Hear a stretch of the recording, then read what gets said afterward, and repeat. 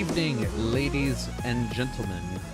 Welcome to another episode of the Joypad Podcast. My name is Tom. It's not always Tom, but tonight it is.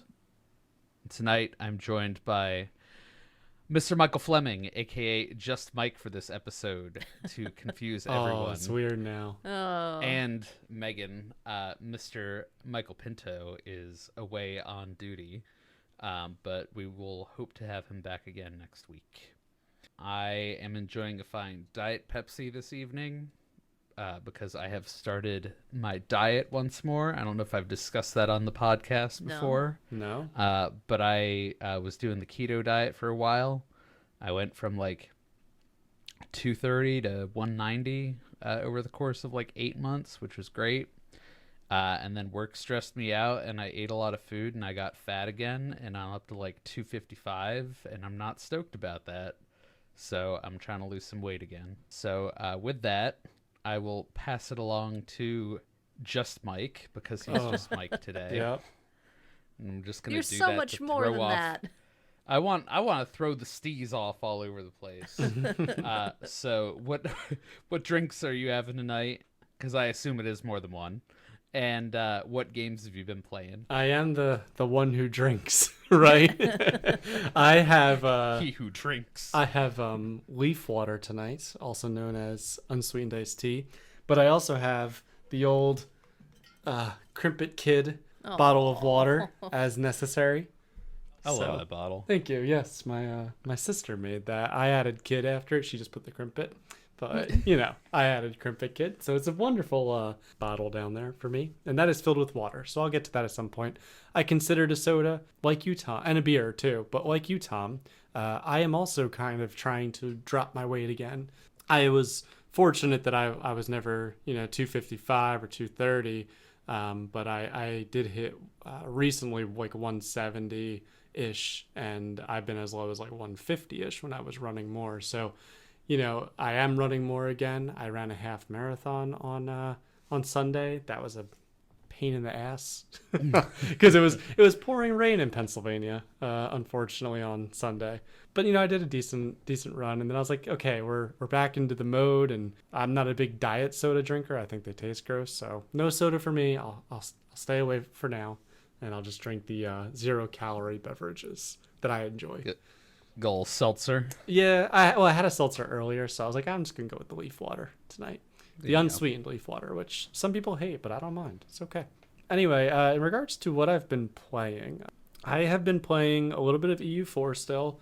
I finished my Russia campaign, and now I'm doing France. France is the easiest country in the entire game, so I'm doing very well. I'm not like taking over the world because I'm not that good at the game. There's so many little changes you can do, but I own all of France. I own a good portion of like the Venezuela kind of area in South America. I sold off everything that I got in North America to the British because they gave me quite a bit of money for it. Did you break the Venezuela Pact? No, but Spain and I are not that friendly, and Spain owns like the rest of South America, so there's a possibility of this. To everyone listening that has no idea what I'm talking about, if you play the board game Risk, there's a connection between Venezuela and North America, and it's like the one land bridge in from South to North America. So at Mike's bachelor party, we noted this as we played many games of Risk, and it became known as the Venezuela Pact. So you never cross the Venezuela Pact. You always have to respect that border. Absolutely. And no, me and Spain are not fighting yet, but I'm also like top 3 countries. And once you get to a certain point, especially in like that like 1800s, right before the game ends, any war with any of the major countries is so punishing to you that like it's just not worth it to fight them. So like I went and I was like, I'm just going to invade every African country. So I own all of like what was traditionally like French North Africa and French West Africa. That was all owned by France for a long time. So I took all that land from the African nations, and then I was like, what else did they own prior to like World War One, World War Two kind of time frame. I'm like, oh, they own Indochina. I'll go invade there. So I invaded Indochina, which is like Vietnam kind of area for anyone that does not know Indochina as a phrase. So I invaded there, and I'm looking for other opportunities. But most of the nations now of the world are allied to one of the 5 or so great powers in the game. So it's fun, but I'm kind of dying with that. Outside of that, I've been playing the Forest on my own in our multiplayer. Pinto and I actually played quite a bit over the past few weeks, and I think we haven't really talked too much about it. We've been building up our base and just kind of collecting the things that we're going to need to do the game. But then, I know you both have not had time to play. So at some point, we want you guys to hop in and play with us. I was playing on my own earlier. I ran into John the Worm, which I don't know why his name is John. But I ran into him. It was weird. And I also built I guess I'll call it like a primary location where all of our zip lines that we've talked about over the previous podcasts will all come together. So right now it has 2 different names. I'm not sure what I'm going to go with, but I've built this nice base, and you guys, I think, probably saw the screenshot. It's either going to be called Interchange, because all the zip lines come together, and that's where you can change to another zip line route, or it's gonna be called like Grand Central, and it looks pretty cool. That's exactly what I thought. It was Grand Central Station. Yeah, Grand Central. It's really cool. It's got like a nice stone wall. It's like a pretty decent boxed area, and I did really like that game is not very good for building compared to like a Minecraft, to make it really easy for our listeners. Yeah, it sucks. So like I had to.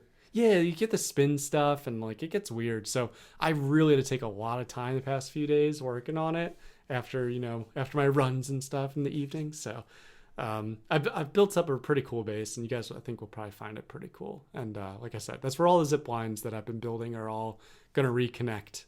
So it's kind of a cool place. And yeah, I think that's basically it about me. I feel like I talked quite a bit, but Mike is done. So Megan, Me. As the final of the podcast for tonight, how are you doing? What beverage are you consuming, or multiple beverages? We'll find out. And what games have you been playing? I'm doing okay. I am enjoying some leaf water as per usual. That's about it.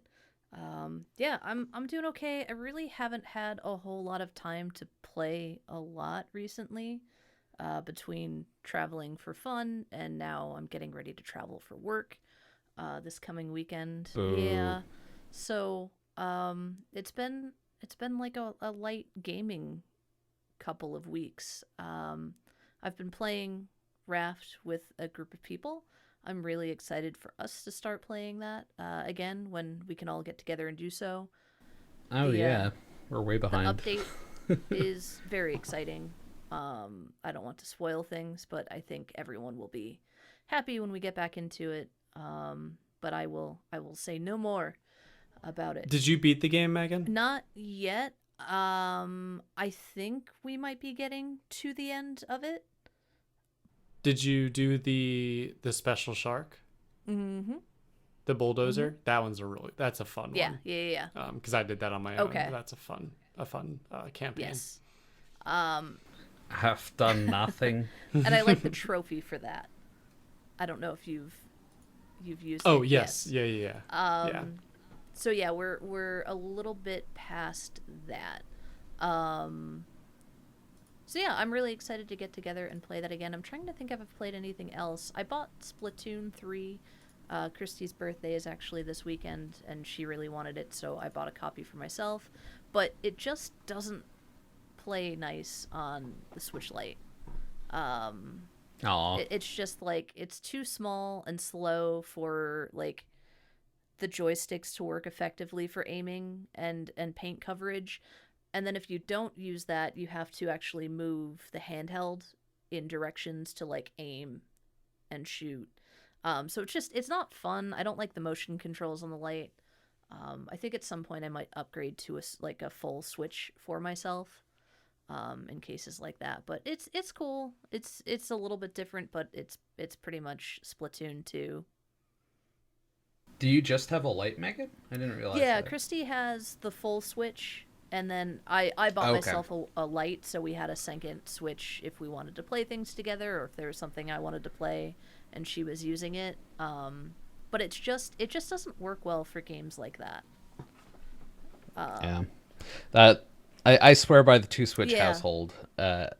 It's Jen has one, I have one, and we have been proponents of playing Pokemon together, and we're looking forward to that. Oh yeah. Was it Scarlet Violet? and Yeah. Violet vibe later this year? If you Just so on that. Yeah, if you have like, or if you were to buy like a PlayStation 5, you can buy like two Switches for that cost just about, because they're like $300 versus a PlayStation 5, which is, you know, closer to that $600, right? So it kind of almost makes sense that there'd be multiple Switches, especially when you consider something like the Switch Lite. Right. I don't own a Switch Lite, but I do own obviously the Switch, and I think that I see reasons to have a second. It's just I don't play it. You thought about it. I know you thought about I it. did. Yeah, I did. The thing is that like I probably wouldn't want to spend $300 on it, but if I could find like a lightly used one, a lightly used one, or like if there's a really awesome sale over like a Black Friday, or you know the old model is out but it's still good enough for me, and then the new model's coming, like I could see myself buying it then. The other thing you guys might consider is the OLED Switch, which is out there. That pretty screen. And better battery life too, right? I think it does. Yeah. I think I have heard that. I think the Switch Lite is it's great for something like Pokemon or Animal Crossing, like your simple stationary. But like Pokemon Snap, I couldn't really enjoy because it did the same thing with the motion controls and having to like maneuver with the other joystick. It just doesn't play as well as a game that you might play on your television. I don't know. It's just me. I think I have a hard time with it. Yeah, I understand that simply because I know Nintendo has had with the Switch consoles a huge problem with like joystick drift and Joy-Con like drift. Joy-Con drift, and like really just poor quality control with some of those. They just don't seem to function very well. And I know like I don't play Switch that often, but I can tell the difference between like the Pro controllers and the Joy-Cons, and like I mean, I own like 2 sets of Joy-Cons, but I don't want to buy another set because just they're not very good and they drift quite a bit. But the Pro's great. I love the Pro. I will say there are good third-party controllers for the Switch now. So I think the brand is like Nixie or something like that, NYXI. They actually make wireless full-size, like Pro-size controllers. So that's what I've been using. And you can actually use them wirelessly, and they hold a good charge. Are they similar to the Pro ones by Nintendo themselves? Because those ones are wireless, I'm pretty sure. Except it's each is its own hand, so it's 2 units instead of just the one Pro controller. Oh, okay. Which I like because I actually like being able to have my hands wherever I want to put them, and I just have one controller in each hand. But they're big, like they're not the tiny little things that the Joy-Cons are, because I actually feel like I hurt my thumbs if I play on the little ones too much. But on these, they're the same size as a Pro controller, just split in half, which is great. Feels really good. And I thought they were priced pretty nicely. They have some of that kind of throwback clear plastic where you can see the circuitry inside. That's fun. Oh, those are cool. With, like, some LEDs. I like those. I love that. So are you able I would check that to out. join them together? Yeah, I mean, just like the Joy-Cons, it comes with a peripheral where you can slide them together, and it'll hold it together in the middle. Okay. Or you can use the Switch one too, because the rail that it slides in on is the same. Oh, nice. I'll have to same fitting. I'll have to look, because that might be a good option. I personally prefer a full controller for like 90% of games. There's very few games where I can think of where I would want it separate. Right. So I probably would look for more of a Pro kind of controller. Cool. Yeah, I mean, honestly, one thing I like about it too, though, is it'll charge on your Switch the same way the Joy-Cons would, because you can just slide them on and charge the unit instead of having to plug in the Pro controller as a separate unit. To me, there's a lot to like about it. But I use my Pro controller too, so I tend to use the Nixies when I'm on the go, and I use the Pro controller when I'm sitting around at home. And for all of our listeners, an Amazon link will be in the chat. It'll be in our Skype chat that that you never can see.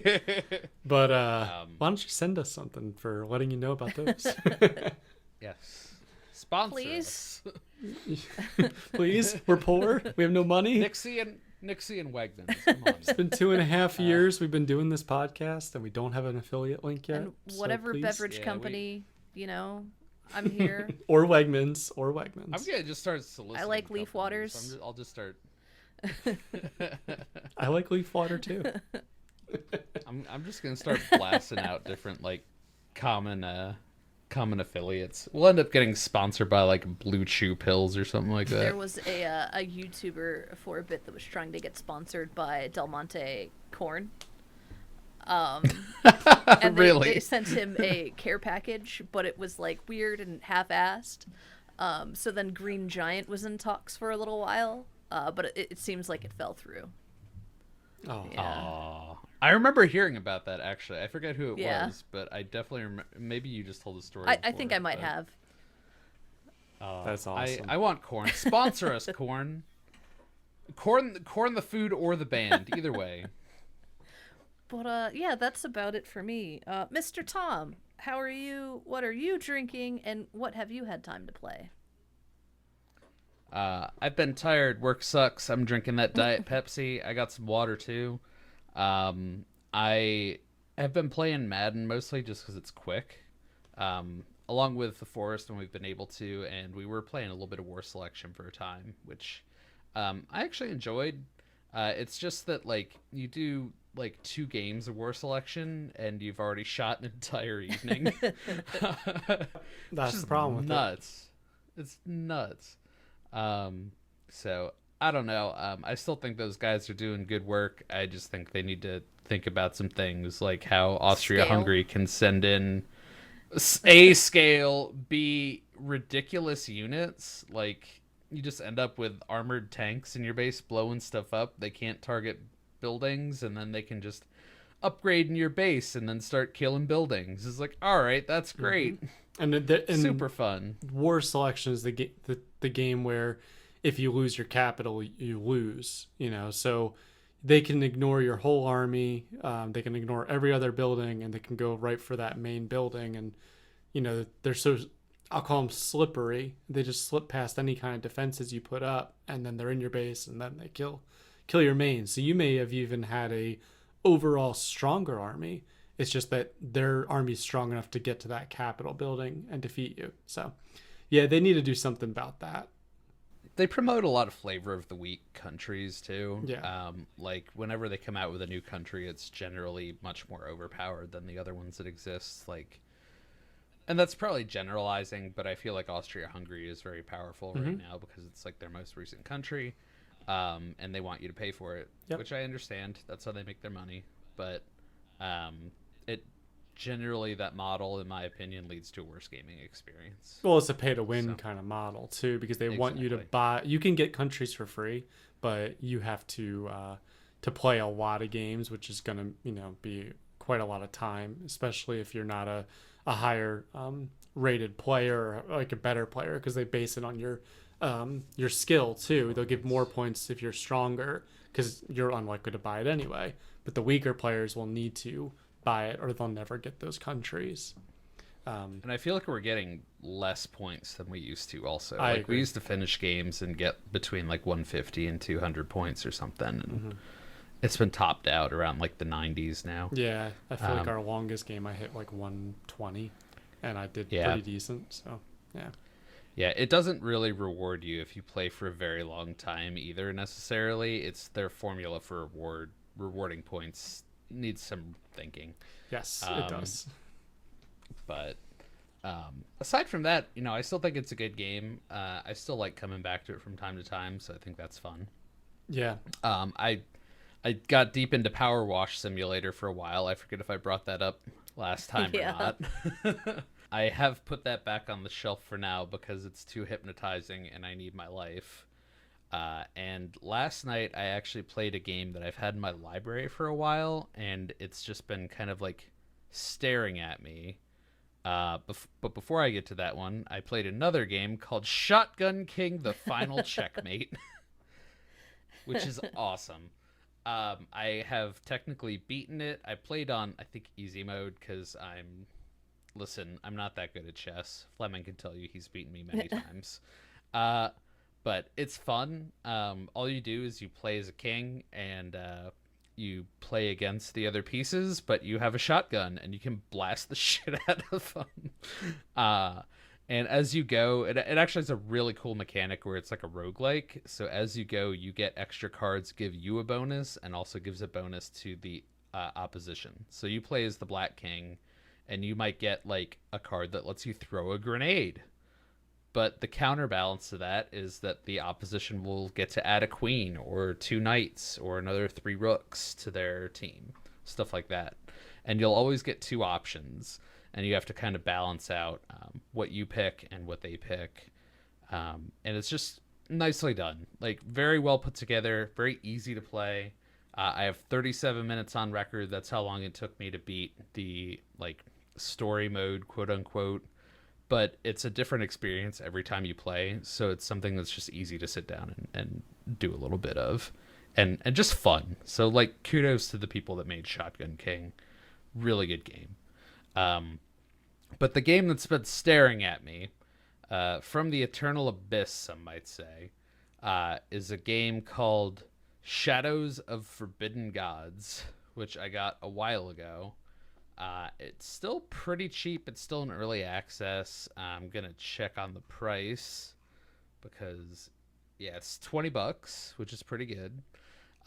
It's a game where you play as like a dark elder god who's returning from their sleep and awakening, and you have cultists that go out and do your bidding in the world. And the point is not to just destroy everything so much as it is to infiltrate human cities without trying to get caught.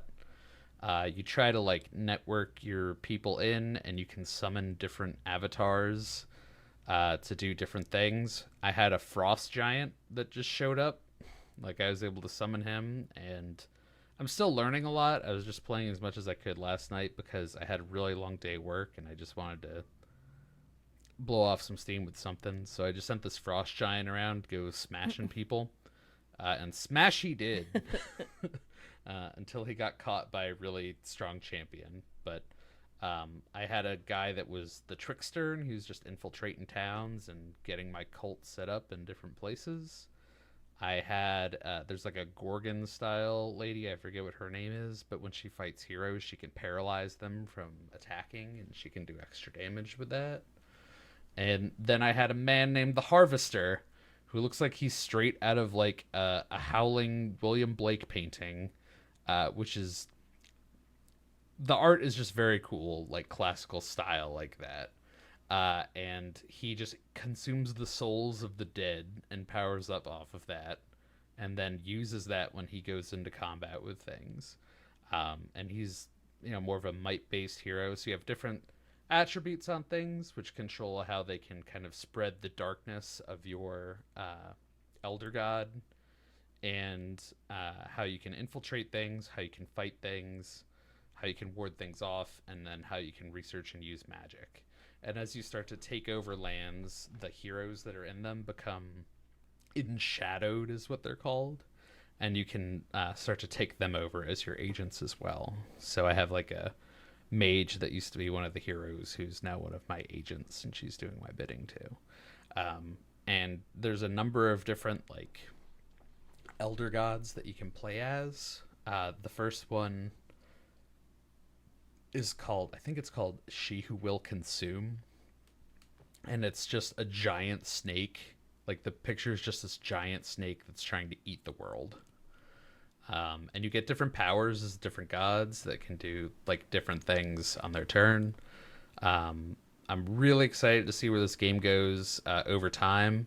You can still feel some of the early access clumsiness to some of it, but it's really ambitious and it's really interesting. And it's kind of like a new spin on kind of like I don't know if I want to call it civilization or, like a Paradox game or something like that, because it's, you know, it's not by Sid Meier, it's not by Paradox, but it does have that hex grid world. Everything's done in turns, and it's deep in its story and many different types of actions and intrigues that you can execute. So I highly recommend trying it out if you're into those types of games. It's $20, why not? And you know, you can see if you like it. But I had fun. I was up real late because I got into it and I was trying to figure out what the hell I was doing for almost 2 hours last night, which is a lot for me after I had a real long day already. And then I punched my microphone. So yeah, so that's my soapbox for the evening. Give it a shot, Shadows of Forbidden Gods. Nice. Cool, consider it. It sounds pretty interesting. Consider it.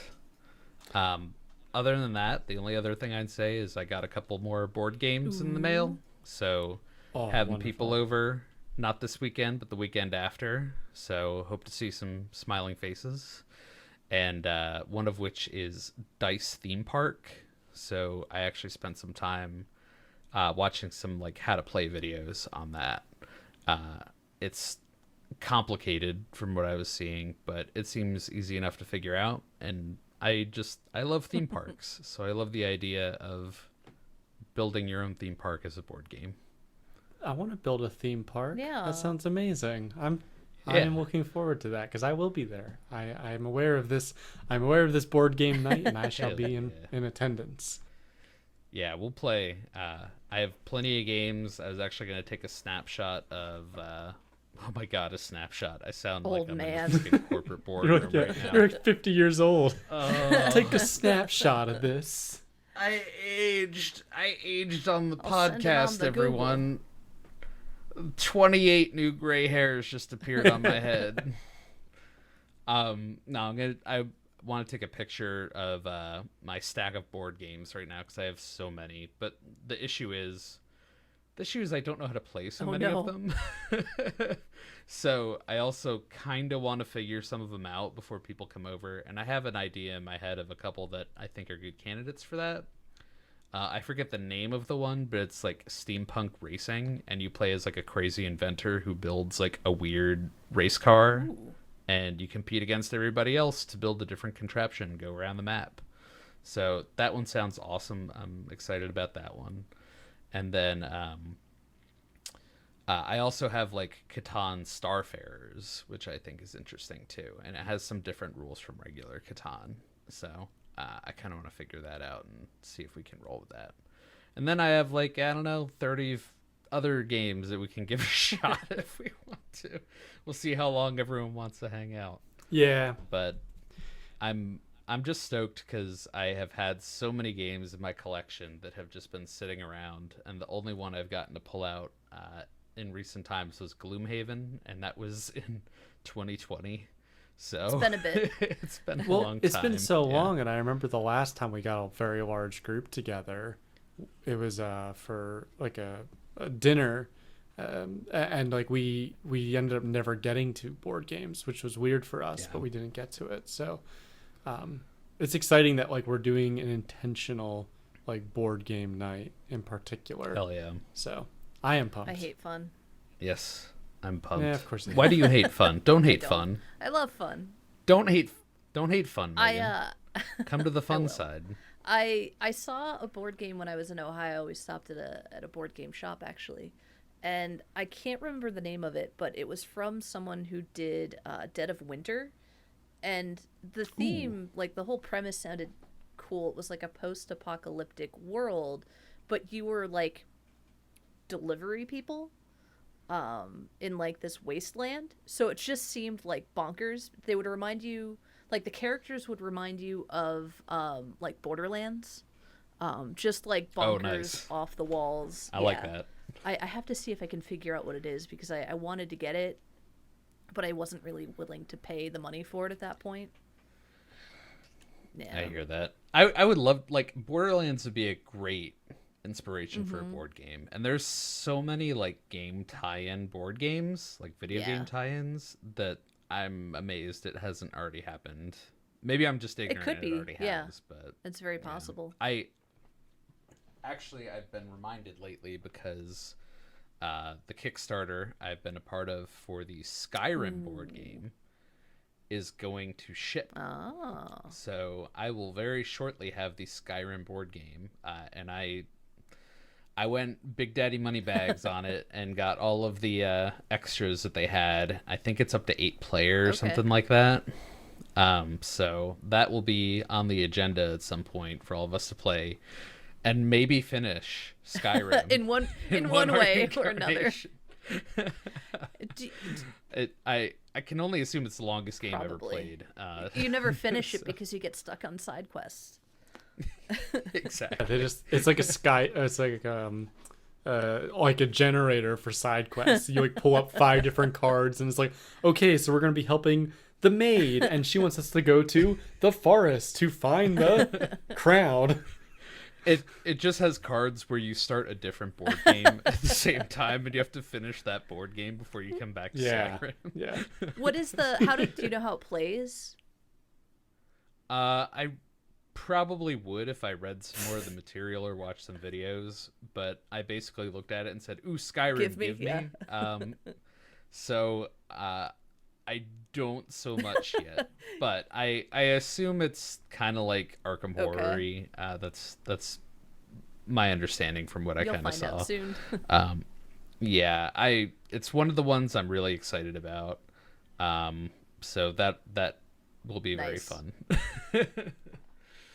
I agree with your comment though, maybe 2 or 3 minutes ago, that it's one of the biggest challenges with board games is there's that learning curve, and like in person, like you kind of have to do it together because there's some people that learn like different ways too that you have to deal with, and like it's so much fun when like everybody knows settlers and you can just say, hey, I have settlers, you guys want to play? And it's like, okay, everyone knows how to play. But if you're playing a new game, it can get really like frustrating for someone who doesn't know anything, and you know, they think they can do like a strategy and then they can't.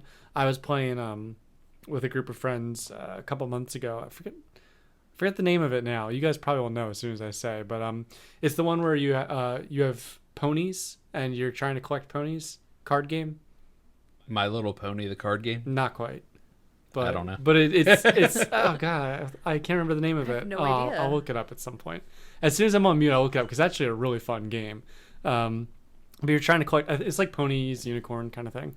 But it's a fun game. Sounds like My Friendship Little Pony is card magic. game. It's actually unicorns, but I'm pretty sure like there's a couple cards that say something about ponies. But yeah, Sounds like My Little Pony the card it's game. probably My Little Pony the card game, and they didn't tell me Admit that, it. so I would play it. All right. We're gonna take a momentary pause. We need to know the name of it right now.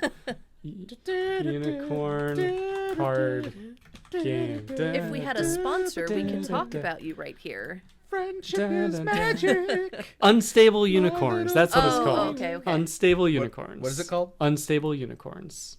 Unstable unicorns. Yes. That sounds like somebody gave My Little Pony a couple little green friends to that's run from, like, around with. Tom, go on the website while I'm talking for a minute, because you'll immediately say, yeah, this is My Little Pony, just unicorns, because that's Tom, what it please basically stop is. judging They me did so like much. Stop exploding judging kittens me. and stuff, right?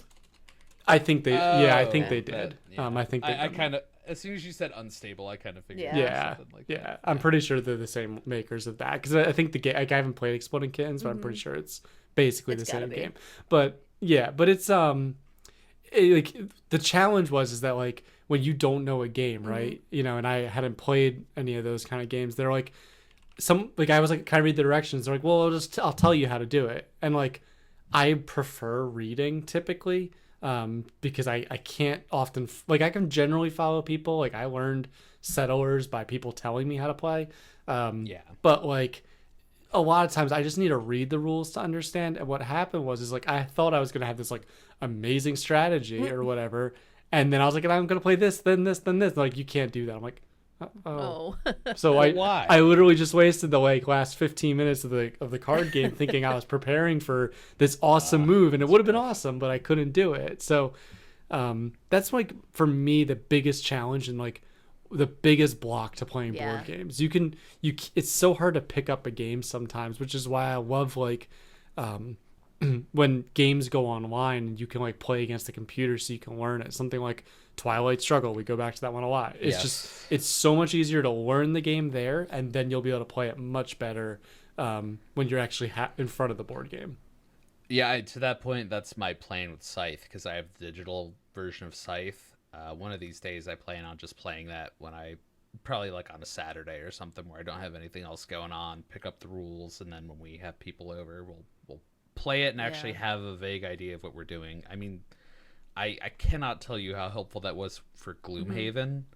Any of those games are real rule heavy, and Twilight Struggle to me is almost more rule heavy than anything. Yes, it is. Because those cards are so specific, and when you and I played that one time, we had no idea what we were getting into. We were just, dealing a hand. We didn't know what any of the other cards in the shoe were. It's just, we went in blind, and that game you almost can't. You have to know what other cards are out on the field and what you're playing against, which is crazy. Well, it's one of the it's almost like a Magic or something where like it's such a competitive game. It's a one-on-one game. There's very little luck, I would say. So there is obviously some. You're still drawing cards and the like, but and you're rolling dice and you're rolling your dice alignments and all that stuff. Yeah, but I would say it's the most strategic and like least lucky board game, because there's a lot of strategy you can do, and you can become a very good player even if the dice are going against you 9 times out of 10. So fantastic game. I understand why people feels like the damn Cold War. Yeah, I totally understand why if you go onto like a Board Game Geeks or something like that and you look up like the highest rated board games, I totally understand why it's in the top 3 if not number 1, because it is a fantastic game.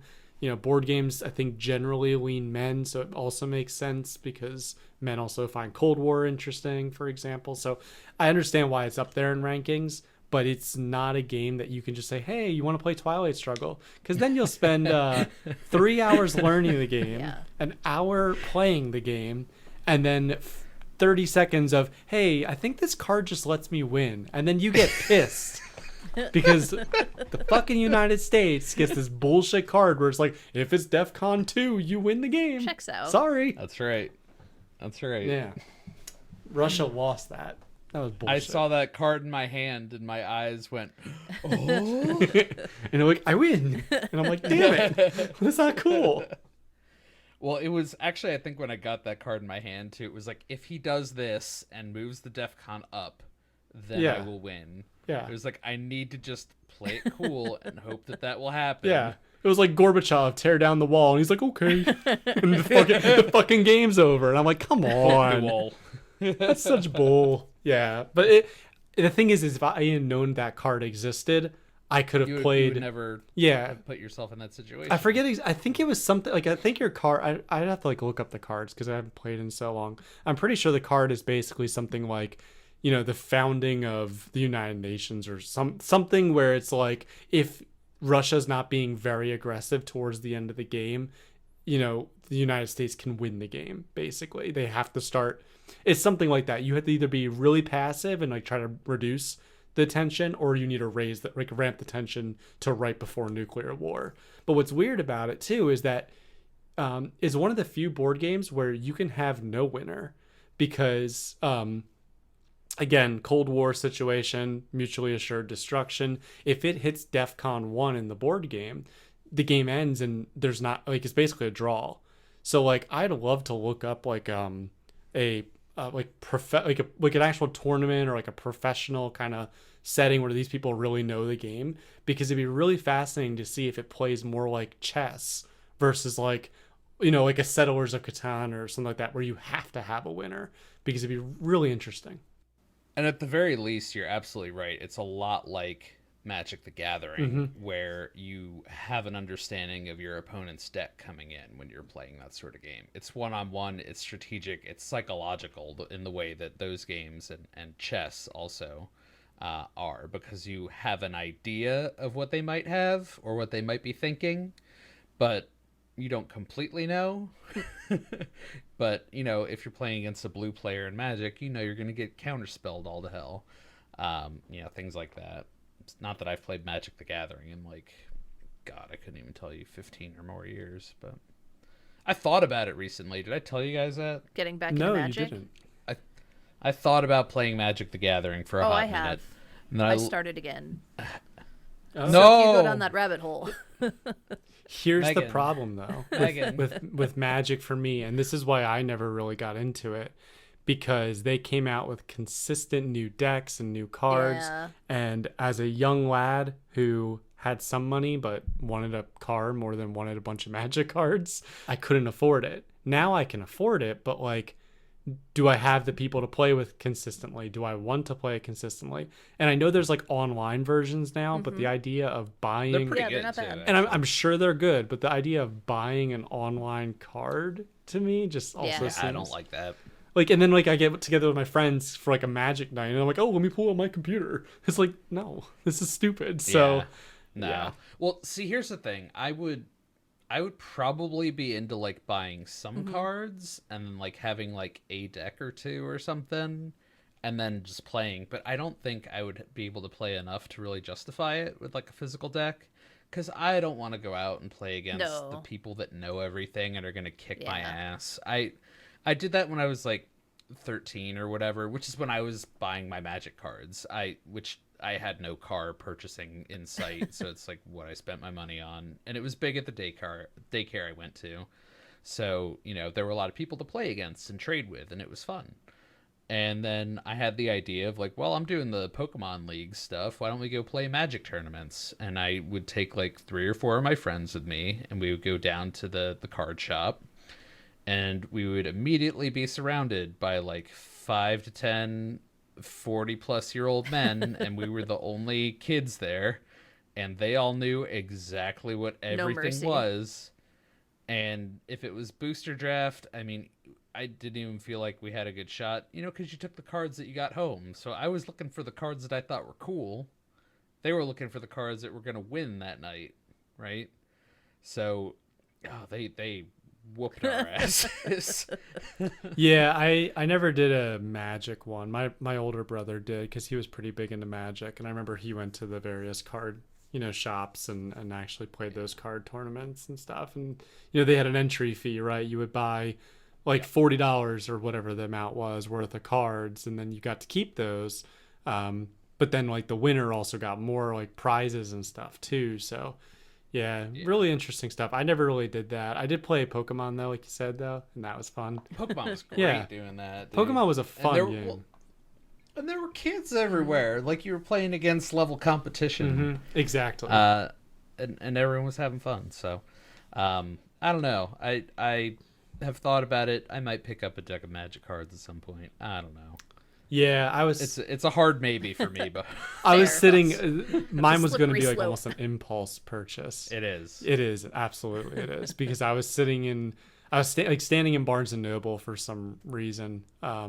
A couple months ago, I guess now it was back in like July, and I was like standing in like their Magic, the Gathering, and they have other crap there, but like in that section, I was like right around that, and I was like, oh, I could get some Magic cards. They're not that expensive, and I have plenty of money now, fortunately, And I was like, but if I buy one deck, I'm gonna start buying more, and I know you can like sell and trade to get what you want, but I'm not gonna do that. I'm just gonna buy the cards I want, and then I'll have like a massive shoebox of cards again. Yeah. And I was like, no, I can't do it. My massive shoebox of cards is still at my parents' house too. So I do still have the decks from like 2002 that no one can use anymore. That's the other So. thing too. They started like, yeah, there's certain things that just like can't be used, or Yeah. they're just not very good in the meta game or whatever you'd call it. So Yeah, and when they add all the new rules, that was the thing. It seems like every time they have a new set, they add like some new rule where it's like super shifting. Super shifting character can only be targeted by other super shifting character, and it's like, well, all the packs before this one don't have super shifting, so I'm gonna get obliterated unless I buy this and have super shifters. And they're like, "Yep, pay up, bitch." yeah, I remember when my older brother was really going into it. He told me about like the banned cards and stuff, like the Black Lotus, I think it is. That Yeah. card is Yeah. is one of those like really old cards that if you have like a pristine condition one, they're worth a fortune. Oh, because yeah. there was cards that were just too good, and that card was stupidly good. I forget exactly what it let you do, but it was a bullshit card. That's what I remember hearing. I remember looking through my cards at one point because I wasn't really playing them. I didn't have a lot of money at that point. And I was like, I wonder if any of these are worth anything. And I have like a Tiger's Eye Diamond, which is worth something like $40-$50 just as like one card. I was like, really? I never thought this was all that good. I just got it laying around. My friend back in like that 5th, 6th grade time frame when Pokemon was big, he pulled a holographic Charizard, the first edition one, which like now I'm pretty sure is actually worth quite a lot. I'm sure he didn't keep it, or if he did keep it, I'm sure it was not in good enough condition to sell for any decent amount of money. But I remember hearing that, you know, those were incredibly popular, and very, very few of them are in pristine condition because the, you know, kids bought them and kids used them, and there was some degree of like collection that occurred, but the people that collected were typically, you know, the adults, the people that like went for that. All the kids used their cards. So I know he Not had I, one. good sir. You know who else pulled one of those? You did? Oh, Me. no. You know what I did? Sold it for $5.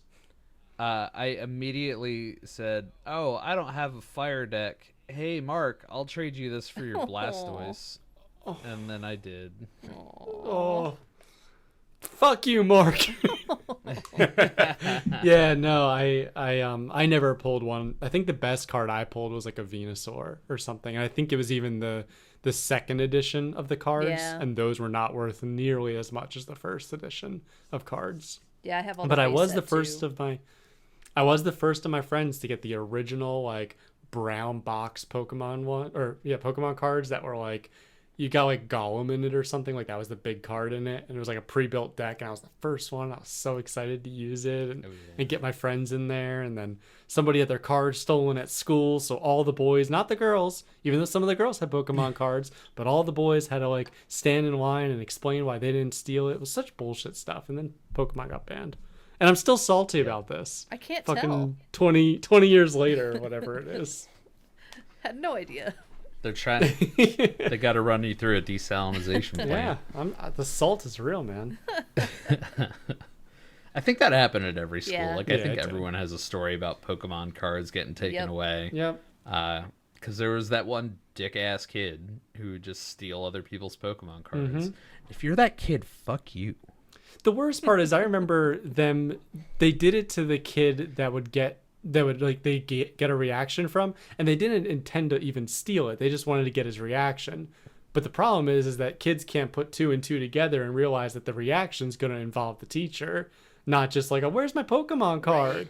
And this kid was known for doing that kind of thing. And we're like 4th or whatever graders at the time. So like, yeah, it immediately became a thing. Obviously the boys are all involved, no matter what they knew about it or not. I know who took it, so I just fucking said it. And I'm cursing a lot tonight. I must be angry. But I was like, yeah, they took it. Not me, but can I just stop getting in, like, losing my recess or whatever it was? But Let me play. yeah, just let me play my Pokemon cards, but they were banned after that day. I've only got like 2 years of swings left, damn it. Yeah, I'm almost out of swing time. Oh, that sounds weird. I'm almost out of the swings. I need to. It wasn't. You can always get back into swing time if you know what I mean. As a young 4th grader, boy. I left swing time, but Oh boy. now as a ripe 33-year-old, I am back into the swing time. Cut to Mike Fleming swinging on a swing at a child's playground, being pushed by Timmy the 2nd grader. Sir, I'm gonna have hope to ask not. you to leave. Higher! I really hope that does not happen. I want to touch the sky. Push me over! The kid's like, you gotta pump your legs. And I'm just like, I'm too heavy, so as I come back to him, I just knock him out. I'd pay to watch. Definitely. Yeah, but I don't want to play swing time with the 2nd grader, so let's just not do that. You don't want to, but you get pushed by who's available, my dude. That's how it works. Oh man. I was thinking the other like swingers kind of thing, not swing time with just a random 2nd grader. That was the joke. I know. We went wholesome with it. I know we did. We zagged instead of zigged.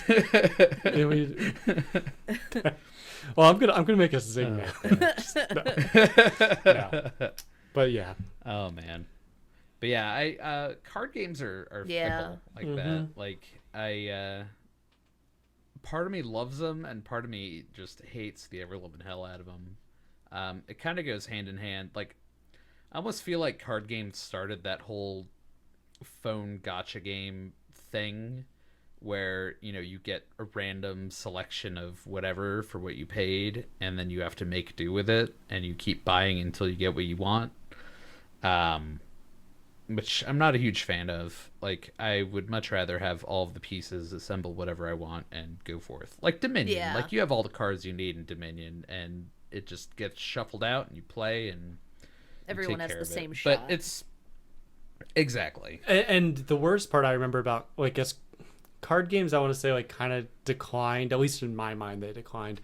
I remember the rise of, like, those more model-based games where I was just thinking... Yeah, I can't think of a single one. It was like... Warhammer? Yeah, Warhammer, thank you. I was like, Gundam, is that right? But I think it's Warhammer. Yeah, and, like, I remember you bought, like, a box and you had, like, models that would come out of those boxes, but you didn't necessarily know what was in them. I know that, like, I saw them actually at the Barnes & Noble, too.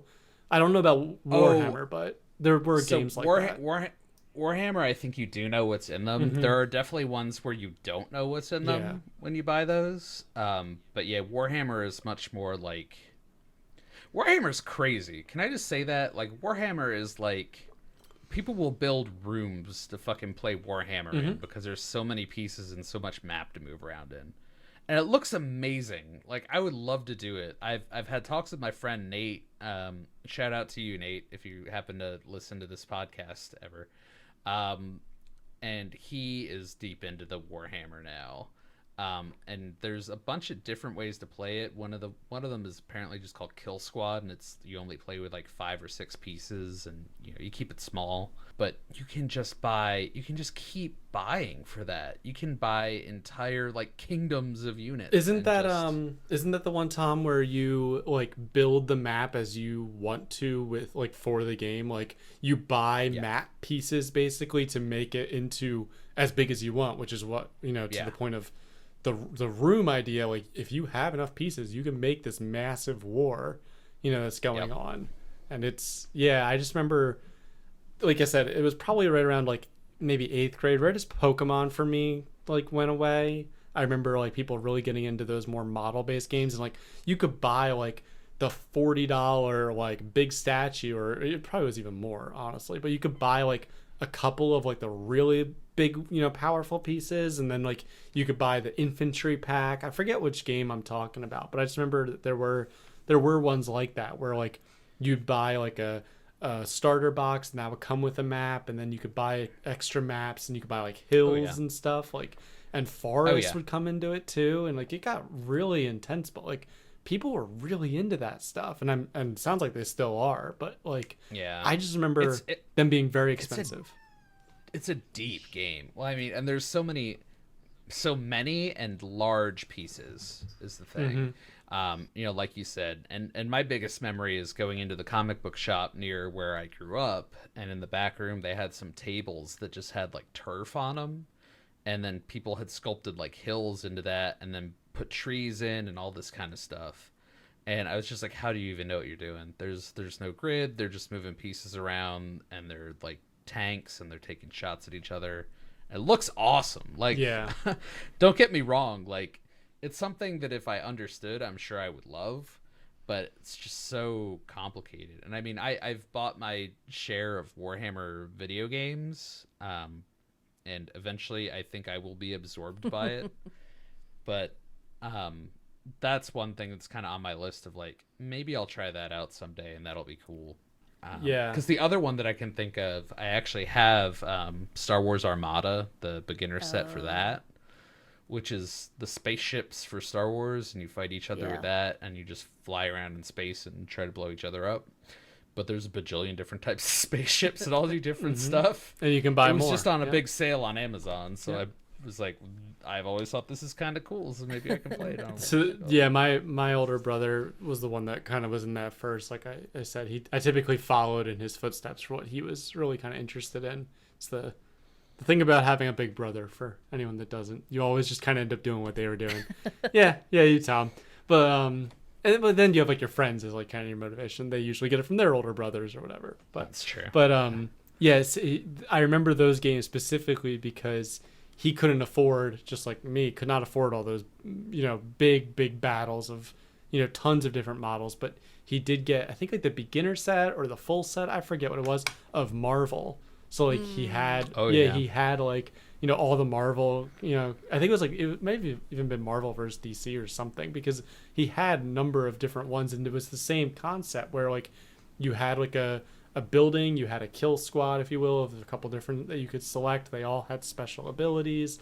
So like Spider-Man could shoot his web, 5 spaces away, but if he couldn't see the person because there was a wall there, then you couldn't use it. But then you could move and you could get yourself in position. So it was almost like XCOM for the Tabletop. a board game version. Yeah, for like a tabletop. I would play the hell out of that. Yeah, I'll look it up after the podcast because I already feel like I did a lot, and we are getting pretty late in time. But yeah, I'll find it because I'm pretty sure it was like a Marvel game. It may have had DC characters, but I know for a fact I remember it was Marvel. Yeah, I mean, I have heard of that with Marvel before. Mm-hmm. I'm pretty sure.